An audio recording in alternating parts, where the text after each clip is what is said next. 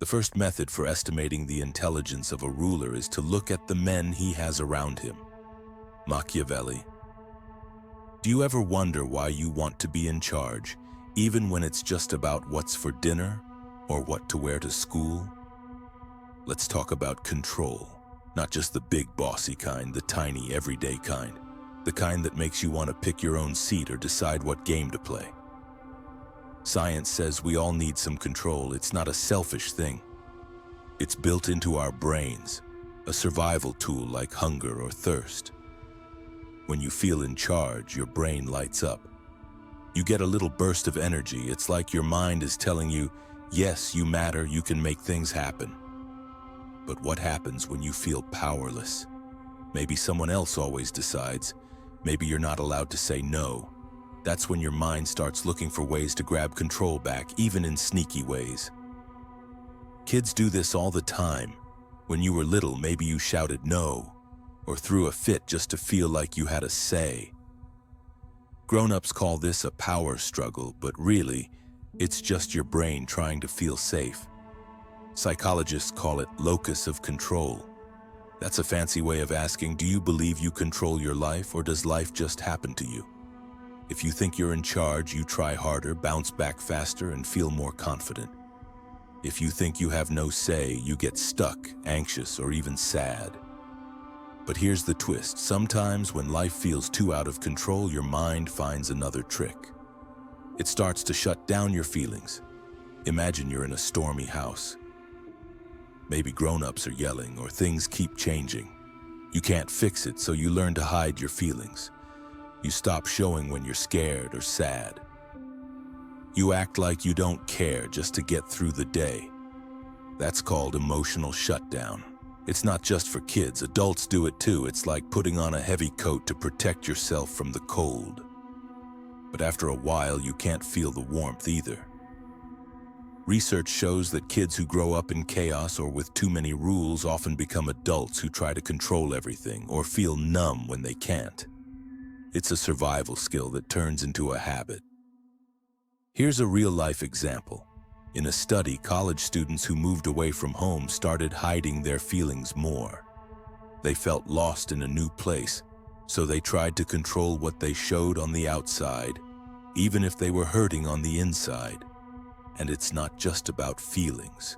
When you shut down, you lose motivation. You stop caring about things you used to love. You might even start to feel invisible, like nothing you do matters. Surveys say emotional suppression is common. In one study, students' use of emotional suppression jumped when they faced new stress. But the more they hid their feelings, the less happy and connected they felt. Another study found that kids who had tough childhoods and learned to hide their feelings were much more likely to feel hopeless, anxious, or even have thoughts of hurting themselves. Why does this happen? Because shutting down your feelings doesn't make them go away. It just buries them where they can turn into sadness, anger, or even physical pain. You might think, if I don't feel, I can't get hurt. But the truth is, when you feel nothing, you lose control in a different way. You can't connect with others. You can't even tell what you need. You just drift. So where does this leave us? Here's the trap. The more you try to control everything by shutting down your feelings, the less control you actually have. You get stuck in a loop, numb on the inside, desperate for control on the outside. But there's a way out, and that's what we'll talk about next. Stick with me, because understanding this is the first step to real power, the kind that starts inside you, not outside. Ready for the next part? Imagine waking up and feeling nothing, not happy, not sad, just empty, like a phone with no battery. You see your friends laughing at school, but it's like you're watching a movie with the sound turned off. You eat your favorite snack, but it tastes like cardboard. You get a good grade, but you don't even smile. This is what living numb feels like. You're there, but you're not really there.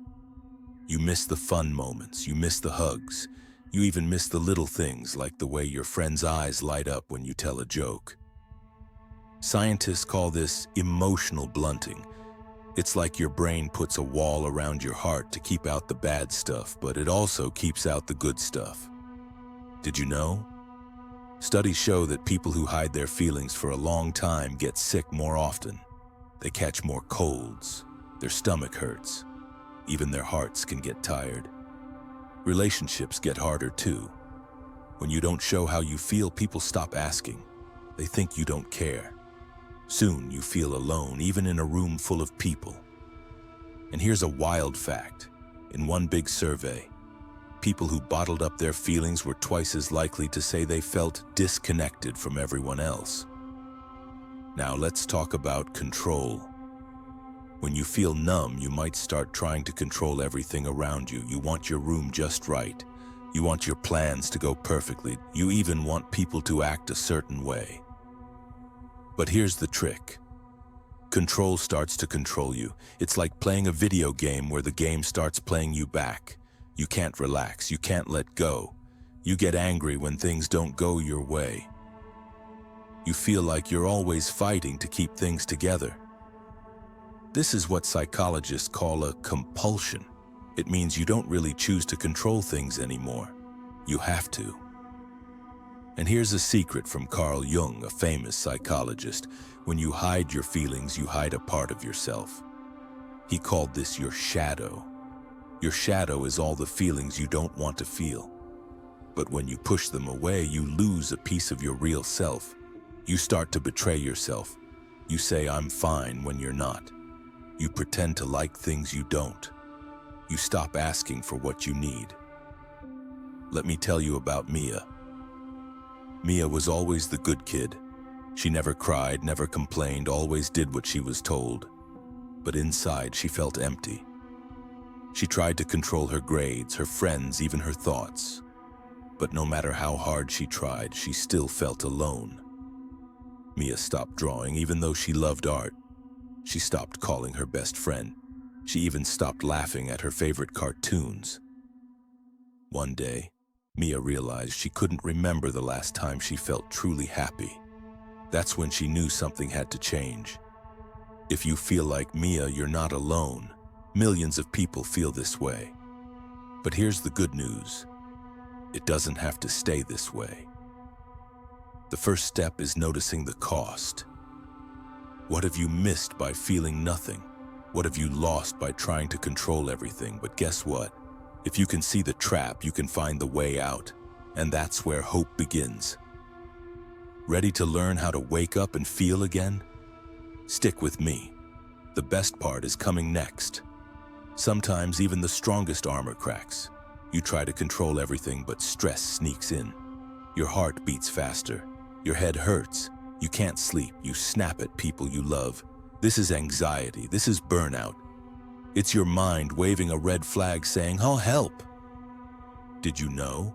A survey found 70% of teens feel stressed every day. Half of adults say they're burned out at work. People who hide their feelings get sick more often. Their bodies carry the weight of all that stress. One day you look in the mirror and realize you're tired, really tired. You wonder, why am I always so angry? Why do I feel so empty? You remember when you used to laugh, used to dream. Now you just want to get through the day. This is your breaking point. It's the moment you see the damage control has done. Carl Jung, the famous psychologist, called this facing your shadow. Your shadow is the part of you you've hidden away. It's all your real feelings waiting to be seen. When you finally look at your shadow, you realize what you've lost. You've lost joy. You've lost connection. You've lost your spark. But here's the good news. Seeing the truth is the first step to change. You don't have to stay numb. You can choose a new way. Imagine waking up and feeling alive again. Imagine laughing, loving, and living with your whole heart. The journey back starts now. Are you ready for hope? Let's take the next step together. Guess what? Feeling things doesn't make you weak. It makes you real. Strong people cry. Brave people get scared. Smart people feel sad sometimes. The first step is giving yourself permission to feel. Say it with me. It's okay to feel. You don't have to hide your heart anymore. Here's your first how-to. Stop making excuses for shutting down. Don't say, "I'm just not emotional." Don't say, "Feelings are for other people." Your feelings matter. They are your superpower. Now, here's your second how-to. Start telling yourself, "I have the right to feel." Say it out loud. My feelings are real. My feelings are allowed. Every time you catch yourself hiding, remind yourself, it's safe to feel. Want to know a secret? Psychologists use special tools to help people feel better. One tool is called mindfulness. It means paying attention to what's happening inside you right now. If you feel sad, just notice it. If you feel happy, enjoy it. No judging, just noticing. Another tool is self-compassion. That means being kind to yourself when you're hurting. Talk to yourself like you'd talk to your best friend. Say, "It's okay. I'm here for you." Science proves this works. In one study, people who accepted their feelings were less stressed and more confident. Another study showed that kids who learned mindfulness felt happier and did better in school. When you let yourself feel, you get stronger inside. You connect better with friends. You bounce back faster from tough days. Now, get ready. You're about to take action. You're not just learning, you're changing. Are you ready to try something new? Let's get ready for the next step. Let's talk about real control. It's not about feeling nothing. It's not about being a robot. It's not about making everyone do what you want. Real control is about mastering yourself. It's about knowing your feelings, not running from them. It's about making choices that help you, not hurt you. Imagine you're the captain of your own ship. Storms come, waves crash, but you don't jump overboard. You grab the wheel. You steer through the storm. Here's the truth. You can't control the weather, but you can control how you sail. You can't control other people, but you can control your reactions. So here's your third how-to. Choose your peace over your power. When you feel angry or scared, pause. Ask yourself, what brings me peace right now? Maybe it's taking a deep breath. Maybe it's walking away from an argument. Maybe it's saying, I need a minute. Peace is stronger than power. Peace lasts longer. When you choose peace, you win inside, even if you don't win outside. Let's make this real with some daily practices. Here are 3 simple things you can do every day. First, start your morning with one kind thought about yourself. Say, I am learning to feel. I am learning to steer my ship. Second, when you feel a big emotion, name it. Say, this is sadness, or this is anger. Naming your feelings helps you understand them. Third, at the end of the day, write down one thing you did well. Maybe you spoke up. Maybe you listened. Maybe you just got through a tough moment. Celebrate it. You're growing stronger. Now let's make a promise together. Write this down. I choose to feel.